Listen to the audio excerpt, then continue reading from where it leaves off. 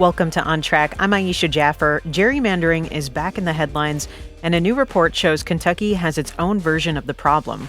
The Prison Policy Initiative just released findings on how the way people in prison are counted is affecting political representation in our state. It raises big questions about fairness, representation, and democracy. Joining us today is Mike Wessler, Communications Director with the Prison Policy Initiative. Mike has written extensively on prison gerrymandering, e-messaging in prisons, and the power elected officials have in shaping the criminal legal system. Mike, welcome to On Track. Thank you. I'm happy to be here. So let's start simple. Gerrymandering is a word people are hearing a lot in the news right now, but it can be complicated. Can you give us a simple definition of what gerrymandering really is? Yeah, gerrymandering is an imprecise term. And I think if you ask 1,000 people, you'd probably get 1,000 different explanations for what it is. But generally speaking, it's when the people who are drawing political boundary lines, so state legislative district lines, state Senate lines, U.S. congressional lines, or even city or county commission lines, don't use the actual population to guide their decisions in communities of interest that you want to keep together in certain state legislative districts, but instead use kind of partisan political desires to guide their decision making. So they're focused more on the outcome of giving one particular political party a greater voice in elected bodies than they might otherwise be warranted. So they'll often draw kind of crazy lines to loop in certain neighborhoods or certain communities that they think are going to vote one way or another. And sometimes it's to make the district more favorable to one political party. Sometimes it's to make the entire map less favorable to one political party. So it's all about trying to basically cook the outcomes of political map drawing. So then when I turn to prison gerrymandering specifically, what does that mean and how does that impact the balance of political power? Yeah, so prison gerrymandering is slightly different. It's less about the intentions of the people who are drawing the maps, and it's really more about the Census Bureau. Every 10 years, the Census Bureau does the census. We're all encouraged to fill out our form to, in some ways, determine how political power is allocated when states draw new legislative and congressional district lines. Now, the problem is the Census Bureau counts incarcerated people in the wrong place. It counts them in prisons and jails, despite the fact that most incarcerated people don't consider that their home. They're not likely to stay there after their release. They don't have social ties there. They're not from there.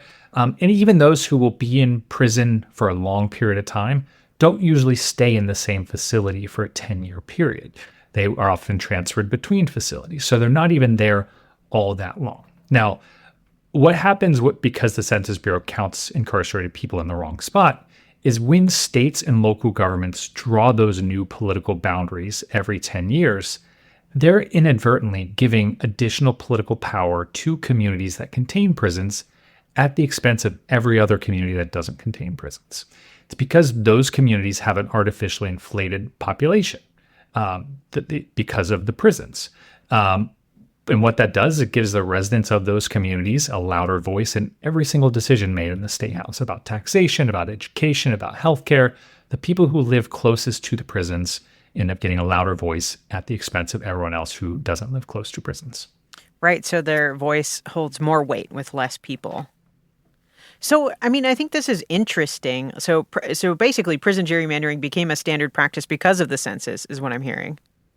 Yeah, it's actually a problem that has happened for over 200 years. Since the very beginning of the census, there have been prisons and jails in the country, and the Census Bureau has always counted them in the wrong spot.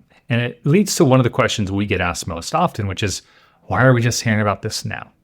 And it goes back to kind of the war on drugs and kind of the start of the era of mass incarceration in the late 70s and early 80s, when the country made a choice where it decided that it was going to lock up a lot more people, build a lot more prisons. Now, as that was going on, those communities, those rural communities that contain prisons, saw their population slowly increasing during the census time every 10 years.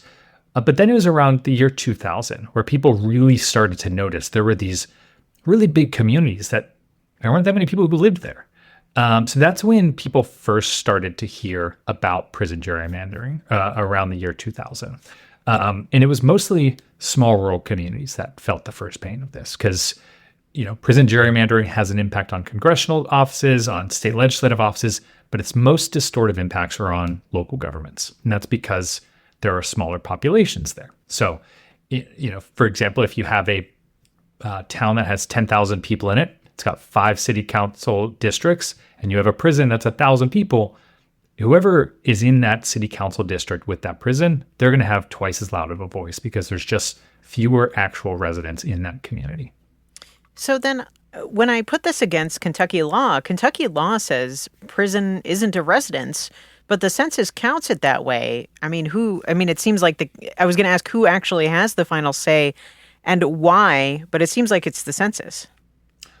Yes and no. The census has the responsibility of providing usable data to cities and states who do redistricting every 10 years. They have a statutory responsibility to do that.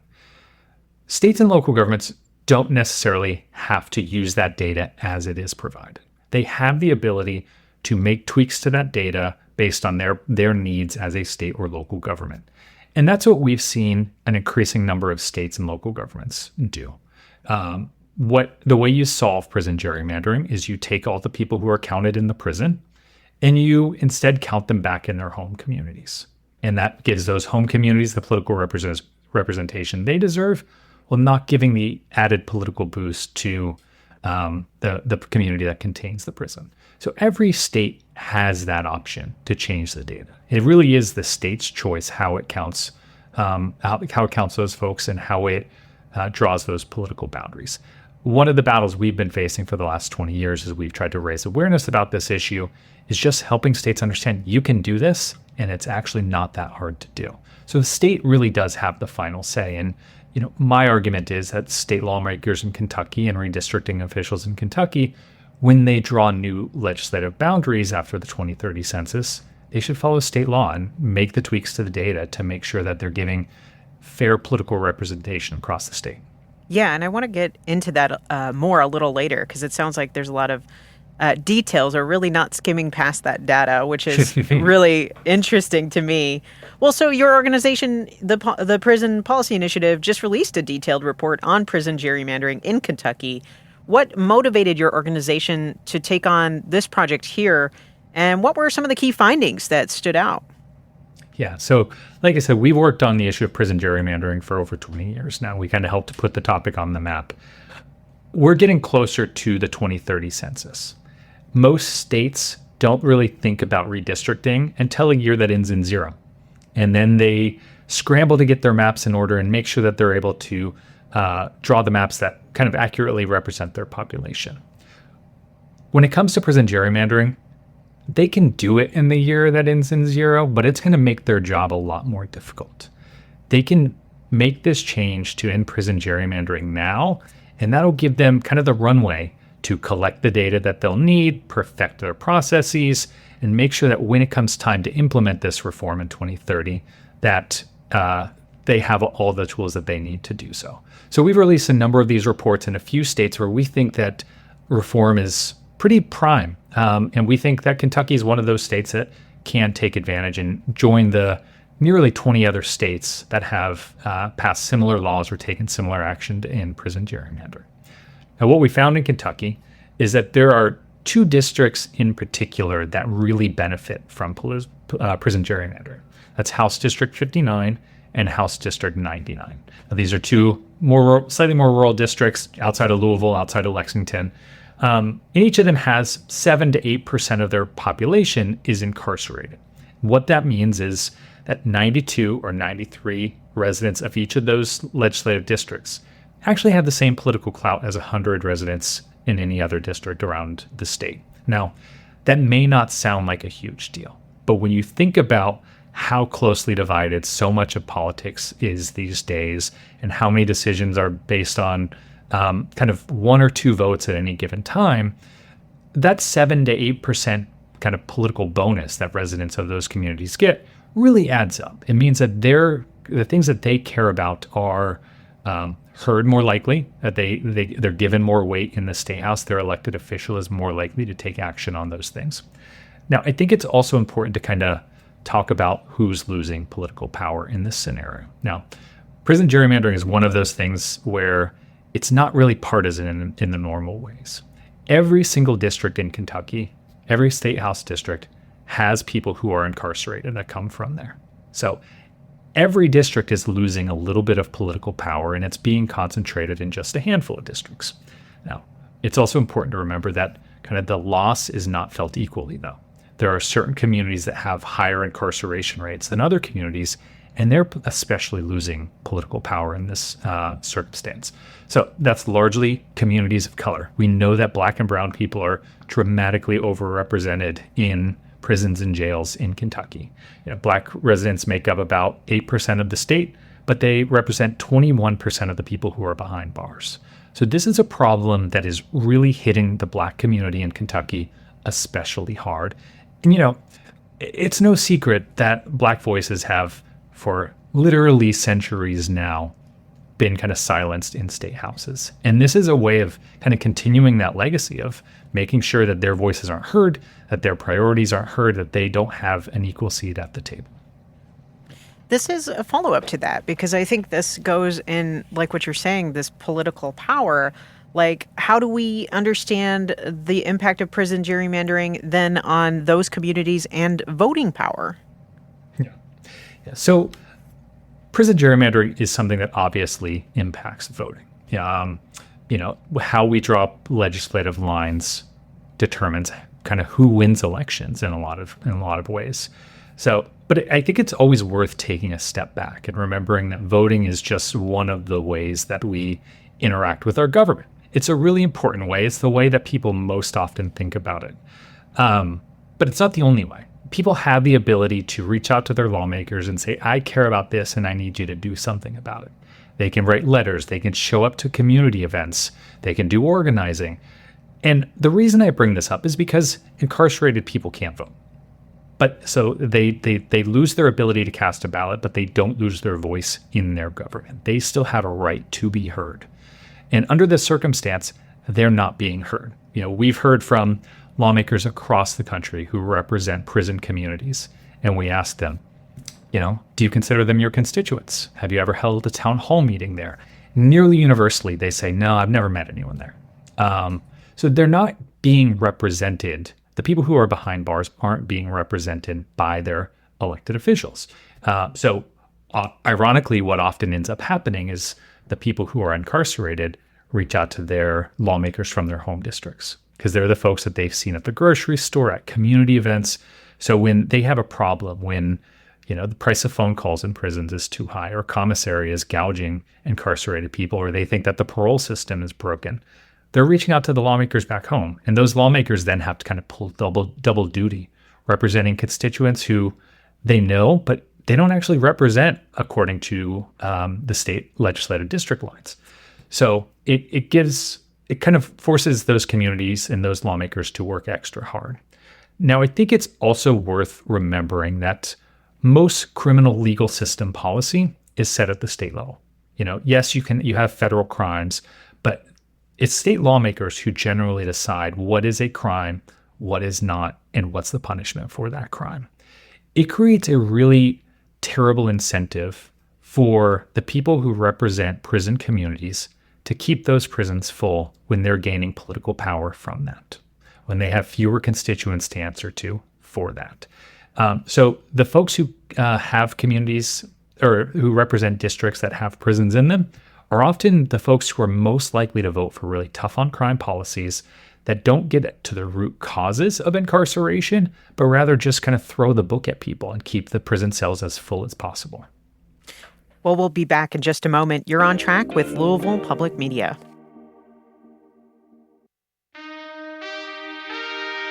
Welcome back to On Track. I'm Aisha Jaffer. I'm joined by Mike Wessler, Communications Director with the Prison Policy Initiative, and we're talking about prison gerrymandering in Kentucky. So you mentioned 20 other states have sort of gone through the process of remedying this. I'm curious how they've dealt with prison gerrymandering and what might Kentucky learn from their approaches.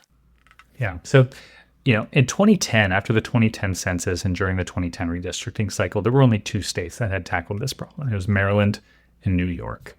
And those states, they were kind of trudging new ground. They were breaking new paths on how to do this. But like you said, now there's about 20 states and over 200 local governments who have recognized this as a problem and fixed it. All told, about half the country now lives either in a city, county, or state that has ended prison gerrymandering.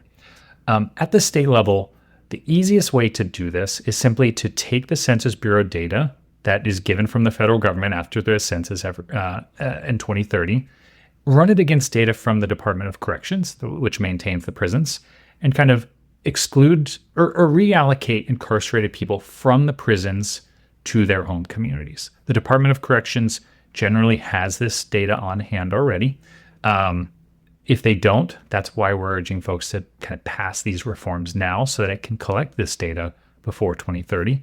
And the Census Bureau, it hasn't changed its policies yet, but it has recognized a growing desire among cities and states to make this reform. The growing consensus that the Census Bureau gets this wrong. Even the Census Bureau is beginning to acknowledge this.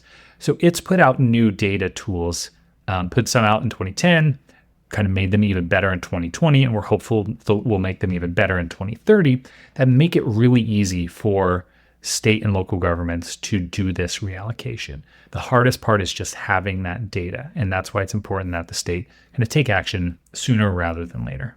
So it would be the state that would be in charge of actually actioning that.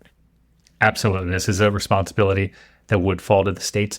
Some of the states that have addressed prison gerrymandering have sent notes to the Census Bureau to say, it'd be great if you would just do this for us so we don't have to all reinvent the wheel. And we hope the Census Bureau does that for 2030. We actually hope that the Census Bureau changes the way it counts incarcerated people altogether by 2030. We don't think that Kentucky should kind of wait for the Census Bureau to make up its mind. I think we've all learned in recent years and decades that waiting for solutions out of Washington, D.C.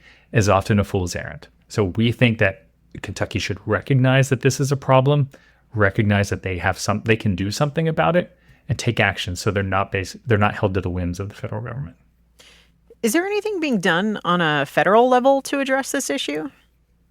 Yeah, we've advocated for the Census Bureau to change its policy, and ultimately the Census Bureau can change its policy. And we're hopeful that they will. We don't know yet whether or not they will. They haven't issued their rules for the 2030 census. But that's the best case scenario, is the Census Bureau acknowledges that times have changed and our understanding of prisons and where incarcerated people should be counted has changed. And we've gotten it wrong. That's our hope, because that would make it so that no state, no local government had to jump through these hoops to get an accurate count of their communities. There has been legislation brought forward in Congress the last 2 or 3 cycles. And, Congress is a slow-moving body. And, it's not a body that has kind of taken a ton of action just because they think it's the right thing to do. So we anticipate it'll be introduced again. We're hopeful that we'll see some progress. That legislation would force the Census Bureau to make this change. But we're not going to hold our breath for it. And we don't think states should hold their breath either. So are you aware if there are any policy changes or advocacy efforts already in place in Kentucky addressing this issue right now?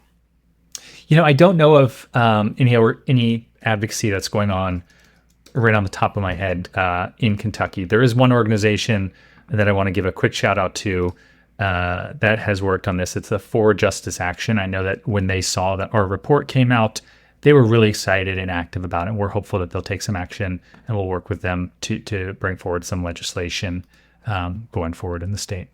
And I know we've talked about this, but just to kind of put it in full frame, if this practice continues in Kentucky, what are the long-term consequences for the state's democracy?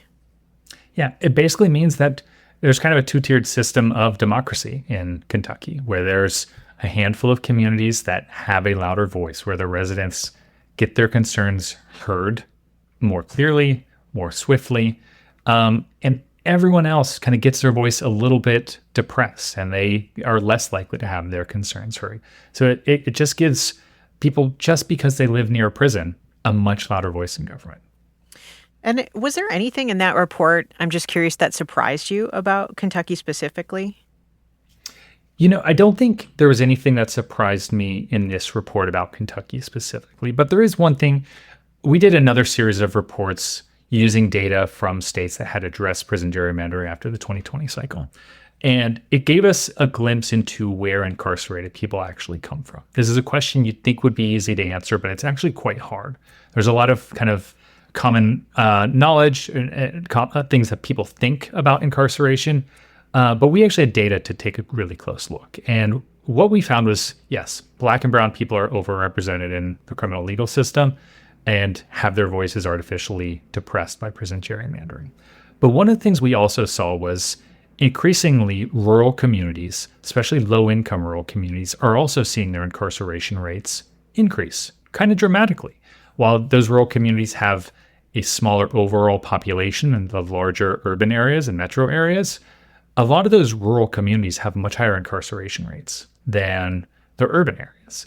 A lot of this is due to poverty and the opioid crisis that has hit rural communities particularly hard over the last 10 or 15 years.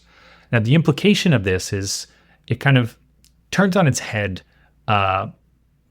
who benefits from prison gerrymandering and who is harmed from it.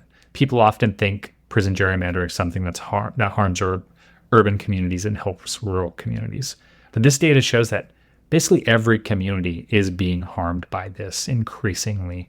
So that wasn't specifically in our Kentucky report. We couldn't do that analysis with Kentucky, but it was in state after state after state that we looked at. And I would suspect that it's true in Kentucky as well. Well, and I'm curious, it sort of makes me think about how resources and funding are distributed across Kentucky because of prison gerrymandering. Yeah, that's actually a little bit of a misconception. Okay. People often think that prison gerrymandering, every 10 years we're told to fill out your census and it'll bring a certain number of dollars to your community. Right. And that's a well-intentioned and really successful way of getting people to fill out their census forms. But it isn't an exact perfect picture of how federal allocations work based on census data. Census data does impact how federal funding is allocated in some ways, but it's only one of the considerations. And the example of this is if you're looking for how to spend federal dollars for school lunches, you might use census data to kind of get some information about how you should allocate that money, but you're going to spend a lot more time looking at other data about income, about the number of students who are there, rather than just the sheer number of people who are there. So ending prison gerrymandering actually wouldn't impact funding for those communities, neither federal nor state. And there's two reasons for that. One is if Kentucky addressed prison gerrymandering on its own, it's not changing the underlying census data. It's just changing how it's used for redistricting purposes. So any program that relies on census data for any other purpose is still going to get the data as it's provided by the Census Bureau. The second is Kentucky's going to keep funding its prisons, no matter whether it ends prison gerrymandering or not. I may think there's too much money spent on prisons. I may think Kentucky should spend less on prisons. But the fact is they're going to continue to fund those prisons. They're going to continue to fund the infrastructure for those prisons, regardless of where the people who are in those prisons are counted. So this really isn't an issue about funding. It's all about political power. So then I want to ask, for those who are listening, what steps can Kentuckians take if they want to engage with this issue? Yeah, I think there's two things that they can do. First is if they live in a community that has city or county commission districts, start talking to your city and county commissioners now about the redistrict, when they're going to redistrict, and encourage them, if they have a prison or a jail, to address prison gerrymandering. If folks go to our website, prisonersofthecensus.org, we've got a tool that allows you to kind of walk through the process of how to do this. And a lot of times, local governments are more than willing to make this change. They haven't even recognized that it was an option for them to make this change. So that's step one. The people often overlook city and county redistricting. So just a few voices can make a big difference there. So I'd say start locally. Next is reach out to your state lawmakers. Encourage them to bring forward legislation in Kentucky to require that during the 2030 census or redistricting process, and for every redistricting process after that, then incarcerated people have to be counted at home. Similarly, on our website, prisonersofthecensus.org, we also have model legislation that kind of directs or gives guidance to lawmakers on how to do this. it's not going to be a perfect fit for every state. Every state has its unique needs, the unique ways it wants to implement them, but it's a good starting spot to help people think about what the legislation should look like when they're ending prison gerrymandering. And it's not too early to start, right? Because 2030 sounds far away, but it's just around the corner. Absolutely. Now is honestly the best time for lawmakers to start on this because, inherently, as we've seen in Texas, kind of partisan tempers flare the closer you get to redistricting time. Now's the time that a bipartisan group of folks can look and recognize that this is an issue that just the way that incarcerated people are counted just doesn't make sense.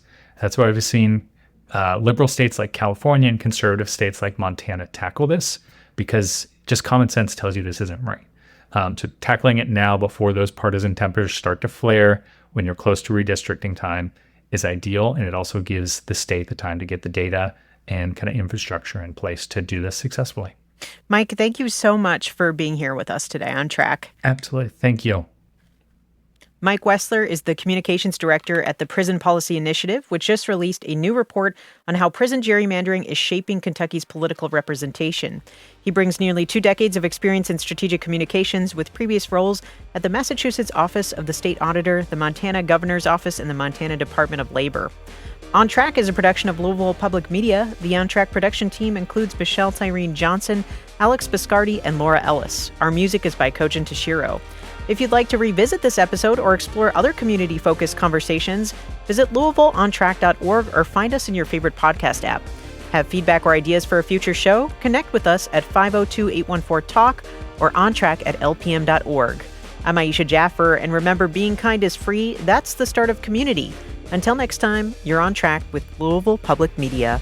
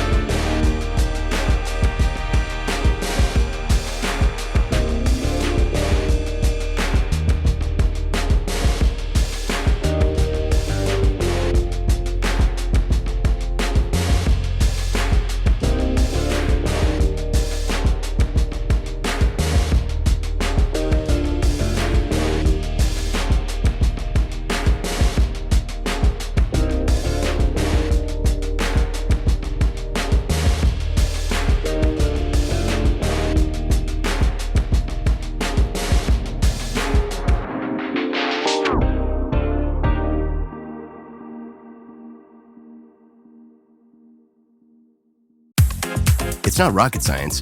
Grayscale has been educating investors on crypto for over a decade. Grayscale. Invest in your share of the future. Investing involves risk and possible loss of principal. Visit grayscale.com for more information.